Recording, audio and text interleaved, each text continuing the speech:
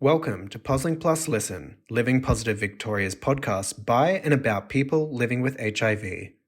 This episode was recorded on the unceded lands of the Kulin and Eora nations. Hi everybody, my name is Sarah Feagan. I'm a peer navigator and health promotion officer at Living Positive Victoria, and I'm here today to chat with Steve Spencer. Steve Spencer is a true bicon of the HIV and bisexual movement, and he's here today to chat to us a little bit about Bi Visibility Day, what he does and why Bi Visibility matters. Hi, Stephen Spencer, and welcome to the Puzzling Plus Listen podcast. Thank you so much for joining us today. Sarah Feagan, thank you so much for having me. Oh, thank you. And on such a special occasion as well, because we are celebrating Bi Visibility Weekday Month. I think we should have a whole year of it. What do you think? Yeah, I'm actually putting a petition out that we take a whole quarter, so quarter 3 next year, and then we'll take a 6-month the year after, and then we'll just make the whole year Bi Visibility year, I reckon. I think this is great. Okay, we got big plans. I love this so much. Oh, I was going to say, if you look at the numbers of how many people are coming out as bi, well, we deserve a whole year. It's a boom. Yeah, baby. And that's what Bi Visibility is all about as well. It's so exciting to see the community get together. But before we get into it, do you just want to introduce yourself briefly? Maybe your pronouns, where are you from? A little bit about who you are and what you do? Yeah, sure. I'll try not to take it too long because I wear several hats, as you know, Sarah. I'm Steve Spencer. My pronouns are he, him. I'm living on the lands of the Gadigal people of the Eora Nation, where sovereignty was never ceded. I was originally born in Aotearoa, New Zealand. Cut my teeth down there in Melbourne, so I am a Melburnian at heart, and I now live up here in central Sydney. Now, I guess about me, I have a boring day job, so I won't talk about that. But then the rest of my work, I sit on the board of NAPWA, our national peak HIV body, with you, Sarah. I am the convener of the Bi Plus Positive Advocacy Network, and we just formed this year. And we are a national network under NAPWA to advance the rights, the health, the well-being of all multi-gender attracted people living with HIV in Australia. And we're the first organisation of its kind in the world, the first national level organisation looking out for bi people living with HIV. So it's that's really exciting. And then on top of that, it is so exciting. And then on top of that, I'm a co-investigator on Australia's first ever national study into bi plus sexual and HIV health. So that's the BiSHH study, BiSHH. So go to bishstudy.com and fill out that survey because it's really important. We need data on our community, and this is the first. Like, if you think about it, we have been studying like the gay community for years and years and years and years and years. We have amazing data, and this is the first time we're collecting data on bi people on HIV and sexual health. So it's really exciting. And it's so exciting. I think as a positive bisexual or bi plus woman, there's no conversation around my sexuality and my behaviors or what I'm doing and how I'm existing. It's just, I'm just a woman with HIV, and sex and pleasure, all my relationships has never really come into it. It's never factored. I'm never asked. So it's so exciting that I actually get to talk about my experiences and have that reflected in data, because it is important. Yeah. Sarah, it's been like such a joy because you and I have known each other for years, and one of my great prides as being an openly bi man living with HIV is that I never had people to look up to or to talk to, so I just had to do that, like sort of punch through a brick wall myself. But then to be able to see people like you just like spread their wings, embody their full selves, tell the world so proudly who you are, like who you really are, is just it makes me so joyous. It makes me so happy. Thank you, babe. Like we could like back at you so much, and you created, I think, a space. And I know we've talked before, where I didn't know what I was missing out on. I didn't know what I needed because it was never there. It was never offered, and so I existed in a space thinking this is just what it is. And you punched through that hole and you created a space where I could spread my wings and go, actually, I'm going to sweat. This isn't fucking good enough, this, it needs to be, it needed to be better. And it's so beautiful now to see that connection grow through BiPAN, the positive BiPlus network through NAPWA, and even here at Living Positive Victoria with the BiPlus group for people living with HIV, we've had now 4 events. And this is on the back of your good work in creating this space. So that community is now growing. It's so special. So thank you, sir. It is.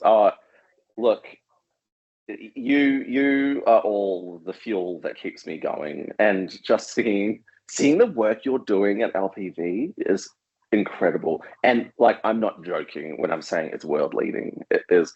You are all leading the world, and everyone that comes along to your events is doing something that will make waves for years, decades to come, and everyone's playing their part.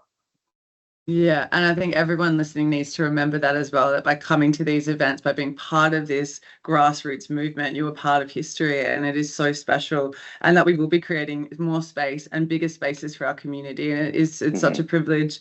I was recently at the International AIDS Conference in Munich.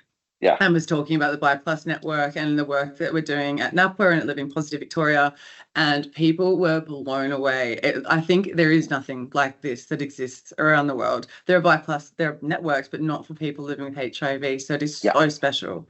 Yeah. Yeah, and like you mentioned, like, you don't know what you've been missing out on until you've got it. It's like people who were riding horses and carts were like, oh, but this gets me from A to B. This is fine. The road's a bit bumpy. But when you give them a car, they're like, oh, this is what life can be like. And that's how this is what horsepower feels like. This is like, oh my gosh, a car. It's so smooth and comfortable. And I'm like, this is what it's like when you actually find services that are catered to you as a bi person living with HIV. It's like going from a rickety old car that, yeah, sure, it gets you from A to B, or, hey, baby, let's give you a smooth ride. Come and be open and proud with us. Yes. Oh my God, I love these like moto metaphors. This is so good. So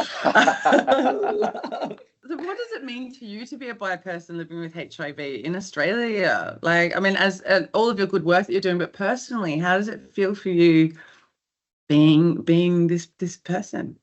You know what? I'll tell you how it was and then how it is now. So how it was originally. So I came out as bi like literally 3 months before my diagnosis in 2018. And so like, I'm having this personal sexual revolutionary journey where like, I'd always been bi, but I was out as gay because when I was young, I was basically gaslit into believing, you know, you can only be gay or straight if you're attracted to the same gender. Well, that means that you're gay. And so I kept my bisexuality hidden. I masked all of those things with substance abuse, with depression, I treated myself horribly. Being in the closet is an awful experience. And so being able to come out was it was freedom. It was incredible. And then my diagnosis hit. And so the two things are really intrinsically linked. And one of the, you know, to be a bi person living with HIV early on, it was bloody terrifying. Like, to the point that I was like, well, you know what? I may as well just go back into the closet. I know that gay men at least have some sort of knowledge around HIV. I'll just, you know, stay with what I know. I'll just hide again. I'll just go back to being miserable again because at least it's safe and comfy. But then over the years, I've really realized that everything I was afraid of, it does not. Yes, there's, of course, there's biphobia, of course, there's HIV stigma, but none of my fears have come to fruition. I have been able to have the most incredible relationships with men, women, non-binary people. I've been able to embody my true self. I've been able to live without shame. And so now to be a bi person, a bi man, especially living with HIV, is just a joyous thing. I have community. I have people that accept me. Every time I go into a situation, I think, oh, how's this going to go? It almost always turns out to be way better than I thought it would be. And that's because I've been told forever that, you know, bi men are, you know, there's so much stigma around being a bi man, and then there's stigma around being a person living with HIV. We're told you're unlovable, you're not going to be loved, things are going to be so difficult. But then I've realized, no, they don't have to be difficult. And I think the main part of that is that I live without shame. I live with nothing but pride. I walk into every scenario knowing that there's nothing wrong with me, with either my sexuality or my HIV status, and people feed off that. Totally. You're the way that you approach your activism and your advocacy is just so impressive because you come in, I'm sure probably on the inside it's a different Steve Spencer, but on the outside you own it, you are fearless, you are gorgeous, and it is inspiring, and it's so amazing to have such a beautiful icon in our community that can represent and support people. It's so good.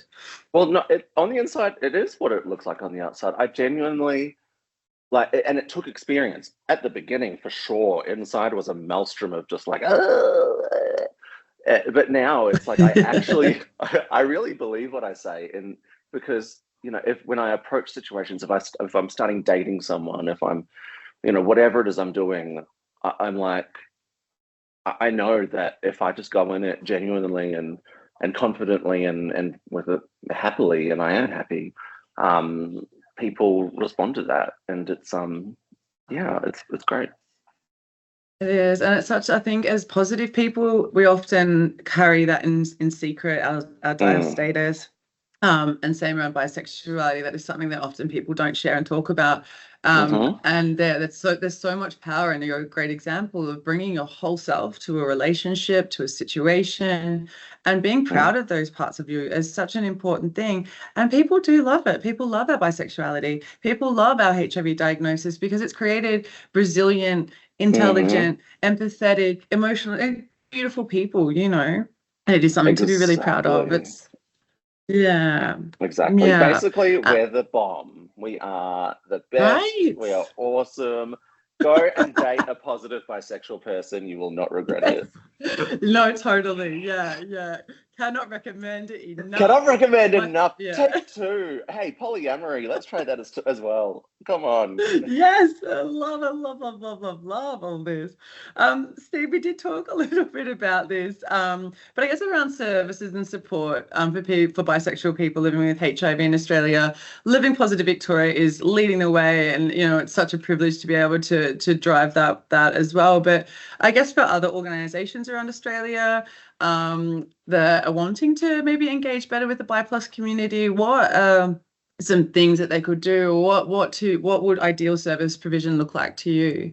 Yeah, so I guess everything I said before about me being happy and everything being joyous and me being able to have really positive experiences, that's because I've done a lot of bloody hard work for myself. Unfortunately, the way our systems and our services and even our policies, it goes at every level, the way that everything is set up is not in a particularly affirming or visible way for bi people living with HIV. Most services offered to bi people, the only place you'll really see bi being mentioned is in the context of, in inverted commas, gay and bisexual men. We are often only treated as same-sex attracted, whereas we're only referred to as men who have sex with men. I'm like, well, I'm not a man who has sex with men. I'm a man who has sex with men, women, and non-binary people. And so, we know that there are bi men accessing those MSM, men who have sex with men services. We know that there are bi men who are accessing heterosexual men's services. And then with women who are bi+, they're just thrown in the women bucket. Sarah, you'll be able to speak more on that. And so there are very few spaces where it's carved out for us. And so what LPV has done is listen to the community, look at the research, because we have research and data on this. Not enough, but we have it to show us and tell us that, hey, we are not gay or straight. We have really unique experiences, and that our services should be reflecting those. Because it's like the rickety cart versus the car. Yes, I can learn a lot from a gay man, say, when it comes to HIV disclosure. I can learn a whole lot, but then I know very well through experience, disclosing my HIV status to a heterosexual woman looks very, very different to me disclosing my HIV status to a gay man. And so how much support can I get from someone who hasn't had that lived experience? And that's where peer navigation comes in, where it's really important, because I started learning so much more when I started speaking to heterosexual men living with HIV. I was never shown, because I was always thrown in with gay men, right? And I was never shown any positive role models of men in relationships with women. And so I didn't know it was a possibility. And this is why it was so difficult for me to to sort of thrive as a bi man living with HIV, because I just thought, well, it's not possible. Where are these men in relationships with women? I'm just showing men in relationships with men. And so that really like set me back. But we are seeing huge changes with that. And I think with organizations, we've got examples. Living Positive Victoria, everyone, please go talk to them. Yes, definitely. Anyone listening that's interested or wanting to know how to implement, please get in touch. We'd love to chat and work out ways forward. But it's also not even, I understand resourcing is an issue for some organizations around the country, but even just starting to be more inclusive with language is a really important thing.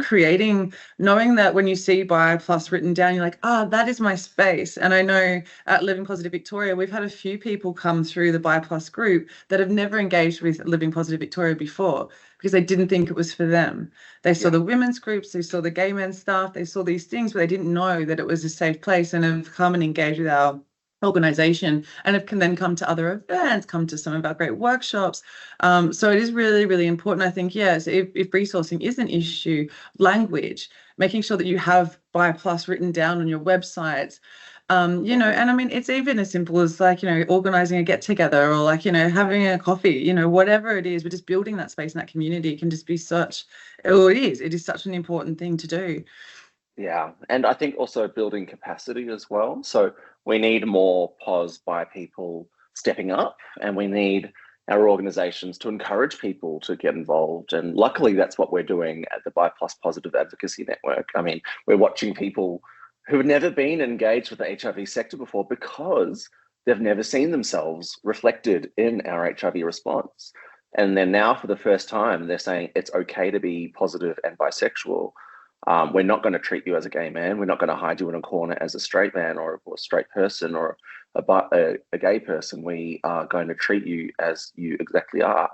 And so we're now going to see people step up. And so, identify those people and, bring them in, train them to become peer navigators, train them to come in and speak to other bi people about how to disclose. Yeah, totally. And I think as well, if you're a person that's questioning your own sexuality, or if you sort of fit under the bi plus umbrella, I think the best thing to do is to reach out to BiPan or get in touch with us, because we can have conversations about this. And I think questioning kind of falls under the bi plus banner. Would you agree? Yeah, it does. So for the listeners, we're using some different terms here. So we're talking about bi plus, bisexual. I'm using all of those terms interchangeably, but what we're talking about here is the bi plus umbrella, the bi plus community. So bi plus is an umbrella term that encompasses all people who experience multi-gender attraction. So that includes identities and experiences like bisexuality, pansexuality, omnisexuality, fluidity, heteroflexibility, homoflexibility, basically everything that's not gay or straight. And it's a huge number of people, and people who are questioning. Absolutely, you are one of us. We understand the experiences. We are experienced in what you're going through. We can provide you resources and support, and treat you in a non-judgmental way. But yeah, the bi plus community is a really broad term, and I really like it because it's all encompassing for people, and whatever identity you choose to use for yourself. I just tell you, use whichever term gives you the warm fuzzies, basically. Whichever one feels good for you, and we're all in this together. Totally. And it's not even, and that's such a good way to describe it. I think it's everything that's not straight or gay is a really good term. And it's also not about behaviors. So you might not be having sex with women, but you might be attracted to women. So that still falls under. So it's not about your behaviors. It's about your attraction, how you feel. Is a really important thing to remember. Yeah. Actually, so all right, I'm putting my my lecturer's hat. Yeah, I also do lecturing at university. So I'm putting my lecturer's hat on now. So we use, in the Bi Plus community, we use a thing called the AIB model. So that's attraction, identity, and behavior. Now, you can have all three things neatly aligned. So for gay and straight people, those things are generally aligned. Your attraction is straight, your identity is straight, and your behavior is straight. And so it's all pretty neat and tidy. Whereas in the bi plus community, we can have a wild mix of any of those, and you are 100% bi no matter what degree it is. So your attraction might look some sort of way. You might have a preference. Sure, that's fine. But if you are multigender attracted, you are bi. Your identity, you can have any identity. You could identify as straight, but if we then look at behavior, if you're having sex with people of multiple genders, we consider you as you are bisexual in the technical sense, but your identity as a straight person is completely respected. But you will also be accepted by us. Yes. Yeah. Oh, that is so good. I like Lecturer Steve. This is fun. Yeah. Let me get my whiteboard out. All right, kids. Oh, we might need to get you down to do a little lecture one day for the BiPlus group at Living Positive Victoria. That would be amazing. Let's tee that up for sure. I'm just going to turn up with like a little doggy bag full of like little pins and a little flag. Like, here you go, everyone. I've already done it. They've already got them. Oh, good. Mama Sarah's got you covered. Everyone's got a badge. They got a red ribbon. It was like, welcome to the family, baby. Yeah. Hey. And if you didn't get a badge, let me know and I'll get you one. And but by the way, we have a flag, everyone. We have a flag. If you are multigender attracted, you have a flag. It is the pink, purple, and blue flag. I'll have people being like, "Oh, we have a flag." I'm like, "Yes. Like, this is your community, your identity. Take it." Totally. And yeah, bisexual people have existed. We've always existed. We've always been here. It's about damn time we start rising up from our corners and places and own it and celebrate all of it. And also, I think it's a good thing to remember there are so many great bisexual networks all over the country. They're not just for people living with HIV, but there's the Melbourne Bisexual Network. There's the one in Sydney. There's stuff happening all over the country. So if you haven't yet tapped into that, definitely have a Google, check it out, because there are so many beautiful people in the community that are doing such great work. And they are really supportive of the HIV community as well. So you can go to bicollectiveaustralia.com. And they're a national resource, but in almost every state and territory, there is a bi group, but there are bi organisations, bi networks. So here in New South Wales, we have the Sydney Bi Plus Network. In Melbourne, Bi Alliance, the Melbourne Bisexual Network, have just merged, and they are now Bi Plus Pride Victoria, which is they're an incredible organisation. They've done some really great research as well, and do some really great social stuff as well. So definitely worth checking out. Yeah, just know that there are local organisations, and we at BiPAN, and also through my research at the Kirby Institute through the Bi Plus Sexual Health and HIV Needs Study, we reach out to all of the local organisations. So please know that they are informed on HIV. Every organisation, you can't be sure of their HIV literacy, but we know very well that these organisations are very, very friendly for our community, are very safe places for our community. The Melbourne Network have been really supportive of the Bi Plus group forming at Living Positive Victoria. They've shared our content, promoted our events. And that's been really, really affirming and nice to see that they are supportive of our community organising and getting together. I think there is a lot of stigma within the community, especially for, like you said, for bisexual men. Unfortunately, we see quite a lot of women acquired HIV from their partners. This is going back in the day. And I mean, this speaks to, I think, the shame, the stigma around people's sexual practices, not having bi visibility, so people don't see that the behavior is actually normal and not shameful. And so then people aren't following up with sexual health tests. They're not engaging with their sexual health and their sexual practices because of this shame and stigma. And so then we have seen transmissions to their female partners. And unfortunately, and I guess it's not unfair to say that these women have been a little bit pissed off, and they have absolutely and all of that. But I think it's really important to remember that there is no shame in these behaviours, and it speaks to a bigger, broader issue. And without bi visibility, these issues will continue. But also, it is 100% a structural issue as well. We're looking at this at a personal level. So like a bi man in a relationship with a woman, he's closeted, he goes out and he has sex with men. How the system is failing these people. We're not giving proper HIV prevention education to bi men. We're not creating LGBTIQ plus spaces that are safe for bi men or affirming of bi men. Our health promotion isn't inclusive of bi men. So how are we to expect these men to even admit to themselves that they're bi, to even engage with services that would help them in their mental health and in their sexual health? And so then when it does get to the point of them transmitting HIV to someone, we point the finger at them and blame them. And it's like, no, it's actually society's failure. We've been failing these men for so long. We haven't made it easy for them. In fact, we've made it more difficult for them. We need to create spaces and communities and relationships. We need to remove biphobia from within all communities, including in the straight community. Because if men were able to inhabit and embody their true selves and not hide, we know that dangerous things happen when you're hiding.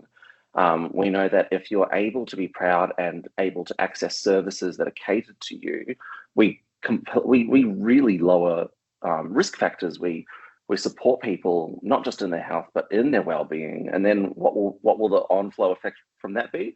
We'll have well-informed communities, well-informed individuals, healthy communities, healthy individuals, and everyone can be protected. And it's about these conversations as well. There's no information out there on how to navigate a conversation with your female partner, or it could be a long-term, a wife of 30 years or whatever it is. Mm-hmm. There's nothing out there to go, how do you navigate this and be open and go, actually, I've been having sex with trans women, or I've been having sex with gay men, or, because exactly, all the things you just said. And it's just such a shame that, the system is failing, but I guess that's why we're here and we're talking about this stuff to actually bring it to light. Yeah, definitely. And there's also an important point there to make, that effectively what we're talking about here is cheating, and cheating is absolutely not inherent to being bisexual. Bisexual people, we are as monogamous as any other community. What we're talking about here is actually just is supporting people, but also the fact that all bi people are tarred with the same brush. We see organizations, there's a particular organization here in New South Wales that will automatically paint all bi men as cheaters and says to female partners, oh, you need to be careful, you need to leave the relationship, basically. You need to increase your, get tested, all of these sorts of things, regardless of what the actual risk factors are. So being a bi person, if your partner comes out to you as bi, treat that as a joyous moment, because I can tell you firsthand, it will be one of the most difficult things you'll do in your entire life. I faced incredible biphobia, but then I'm also lucky that I found community, and I came across people who accepted me and loved me, and I have partners and family that accept me and love me. But there are so many people that the moment they come out as bi, even if they've been in a monogamous relationship with their partner for 10 years, they get broken up with. Their lives get turned upside down. They get completely ruined. And that's because the person says, well, I don't want to be in a relationship with a bi person. And it's like, well, up until yesterday, you loved this person. How on earth could this one little bit of information change everything? And that is what biphobia looks like. And it's an assumption of promiscuity. I'm about to get married. I'm very excited. I'm in a monogamous relationship with a man. I am still a bisexual. And it doesn't mean that I am doing all these people, doing all the things. Like, I am committed. I am happy. But it doesn't change my bisexuality. And he loves me so very much. And it's so beautiful to have that love and that affirmation and support of my sexuality. Exactly. And he appreciates it. And it's really nice because we can cruise and check out people together. And it's like, like it's a lovely thing. It's the best fun. I know. I absolutely love it. Totally. Now, I myself, I'm polyamorous. And that's got nothing to do with my sexuality. That's just who I am. I acknowledge that I have different needs that need to be, that can only be met by certain people. That, one person can't possibly look after all of my different emotional needs, my physical needs, my whatever needs, my financial needs, if I just need new shoes or something. No, but like all jokes aside, it's my acknowledgement that I can't provide everything for someone, and I don't expect someone to provide everything for me. And that's just me. That's just how I work. And and it's just really been a wonderful journey for me to go through that, and being upfront with my polyamory. with all my partners, of course. It's called ethical non-monogamy for a reason, because we talk about it, we have the discussions about it, we talk through our feelings, and yes, and a question always is jealousy. And it's like, jealousy exists in all humans. Of course, jealousy happens, but what we do is we understand how to manage it, and we talk about it, and it's really a really mature way of having relationships, because it's all about communication. And so, if I am being particularly busy sexually during a period or whatever, I'll tell my partners. I'll say, oh, I'm up to this. I'm doing this. Like, make sure we're all getting tested. We're all getting regularly tested anyway. Because sexual health is not a scary thing. STIs are a symptom of having sex, something that all humans do. And so it's just about how you deal with it. Yeah, and I think we're like sort of circling back, I guess, to what we were talking about, when there's no dialogue around practice, relationships, behaviors, and there's so much shame associated with it.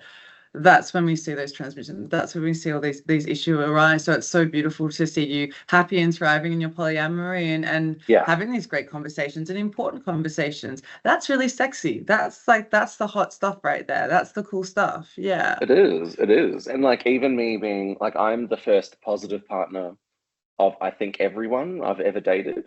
And so, I am the first usually positive person they've ever met, or that they've known that they've met. And I go into the conversations just being like, oh yeah, so I do this work, I do all this work in HIV, I'm positive myself, I have an undetectable viral load, I take my medication, that means I can't pass it on. Any questions? And they just go, oh no, that's really awesome, like, cool, like that's wonderful. Or their response is, why don't more people know about this? And I'm like, please tell everyone. And it's so awesome. Like, I've got my partner, she's a straight woman, and she has absolutely no shame in telling people, because she understands, like, this is fact, this is science. And people will say to her, like, oh, aren't you worried? He's bisexual and positive. And she just tells them, bugger off. Like, why should I be worried? You should learn something. You should wake up. And I think that's like bloody awesome. Yeah, that's hot. That's rad. So, Steve, BiVisibility Day is coming up September 23rd. What is BiVisibility Day? I mean, we've kind of talked about what BiVisibility Day is. It's all of the things that we've just, we've talked about, and it's about representation, it's about safety, it's about supporting community. But what does BiVisibility Day mean to you? So BiVisibility is literally exactly what you and I are doing right now. Bi people speaking up, being visible, taking up as much space as possible, because for so long we have not been given the time or day. And BiVisibility is all about, I see it sort of as two things: educating the world about us, and creating community for us. And so BiVisibility month and week and day is all about is all about us coming together as a community. There are lots of events happening on this month. And honestly, and for POS people, like, if you remember the first time you were in a room full of other POS people, and that feeling that it brought, that feeling of relaxation and joy and of shared understanding, it's the exact same feeling you get when you enter a room full of bi people just like you. It's that deep breath and that deep exhale, and just going, oh, like, I'm loved. And like, I remember, before going to my first bi community event, just being like, oh, like, am I going to be accepted? Am I bi enough? As if such a thing exists. Of course, anyone who is bi enough the moment you say you are. And just realizing, oh, like, we're all, like, we all have that same feeling, and we all love each other equally. It's just the most phenomenal thing. And so that's what BiVisibility Day is, and week and month is for me. But then, really importantly, it's about education and educating the broader community, letting people know that 60% of the LGBTIQ plus community is bisexual. We are the majority. 75% of Gen Z LGBTIQ plus people are bi plus. And if you look at that at the whole population, so this is data from the United States, 15% of all Gen Z, like 1 in 6, 1 in 5 are bi plus. And that number literally triples by generation. It was only 5% for millennials like me. And so what is Gen Alpha going to look like? Are we going to see 50% of all Gen Alpha being bi? And it's incredible. And it's not that more people are becoming bi, it's that we are seeing what happens when bi people speak up. We destigmatize bisexuality. We show the world that we are here. It's like left-handedness. Like when they stopped whipping people for being left-handed, we didn't suddenly create more left-handed people. We let people be themselves. And so it went from no one being left-handed to about 12% of all adults being left-handed. That happened in the 60s. And it's remained stable since then. And so the numbers of gay and lesbian people is remaining relatively stable. We now know what happens when we destigmatize homosexuality. So bi visibility is all about showing who we are, but then also talking about the struggles we go through, the bi erasure and the biphobia that we face, because we are often told that there's this mythical bi privilege or something, like the fact that I can be in a relationship with a woman, which is not a heterosexual relationship, because I am not heterosexual. There's nothing heterosexual about it. There's a bi person in that relationship. That I have some sort of a privilege from that. We smack those sorts of myths down by explaining we have twice the suicide rate of gay people. We have way poorer health outcomes for people living with HIV. The people that experience the most HIV stigma of men are bi men. We experience more stigma than heterosexual men living with HIV, and we experience twice the rate of HIV stigma than gay men living with HIV. We need people to know these statistics so that we can then, it sounds silly that we have to justify our need for tailored and unique services. Steve Spencer, I feel like we could talk for hours and hours and hours and hours, and I know that we can't talk for hours and hours and hours, but do you want to tell me a little bit about Give It To Me Bi? Yeah, of course, in my own intro, I forget to introduce my own podcast. I got you, babes. All the hats that I wear. So I launched a podcast just this month called Give It To Me Bi. So that's Give It To Me Bi. You can find it on all podcast platforms. You can find us on social media. We've got Instagram, Facebook, TikTok. We also have a YouTube channel, so you can watch us. So that's why I got all dolled up for this, because I'm used to being on camera. He looks great, everybody. Yeah, you're missing out. For the listeners, I'm wearing a shirt that says "Bisexual men exist" in very large text. And I love wearing this out. It's really empowering. And also when I wear it, the bisexuals just like flock to me. They're just like, yes, I love your shirt. So yeah, our podcast, Give It To Me Bi, we cover all topics and give you everything from pop culture to science to politics, and give everything to you from a bi plus perspective. And our first few episodes are out now, and we really take a deep dive into bi plus issues, bi plus history, bi plus pride, some bi plus research. There's really a lot to learn in these first few episodes. So if you want to learn a lot about bisexuality, you can go to these first few episodes, and then in the next few episodes, we're going to be having some really great guests on. We're going to be talking about community. We're going to be hearing people's personal stories. I'm really excited for where we take it, and there's a lot of discussion around HIV, and I really hope that people who listen into my podcast can take something away from it. Babe, it's an incredible podcast. I've listened to the first episode. It is brilliant. So do check that out. Give It To Me Bi. And also remember to check out all the events that are going on around Australia for Bi Visibility Day on September 23rd. It is your day. Check it out. Like you said, if you're questioning, you're unsure, go see, go learn, go get connected, go chat, go talk about it, because it's really, really important that you get to be and enjoy your full gorgeous self. You are. Yeah. If you are questioning, like that is the space for you. It is the space for you. Do not think you're taking up anyone else's space. We have created these spaces for people just like you. And as I say, you are bi, and you are bi enough the moment you say that you are. And we love you. We accept you. And we want you. We want you in our ranks. Yeah, totally. So please do, if you're listening out there, please do get in touch at Living Positive Victoria or through the Bi Positive Advocacy Network at NAPA also. Steve, thank you so much for having a chat with us today. Happy Bi Visibility Year. Happy Bi Visibility existence. Yes, amazing, Don. Thank you so much. Woo! Did you enjoy this episode of POSLink Plus Listen? You can find more episodes on our website or wherever you get your podcasts. And don't forget to subscribe to stay up to date. For more information, head to lpv.org.au and join us on our social channels.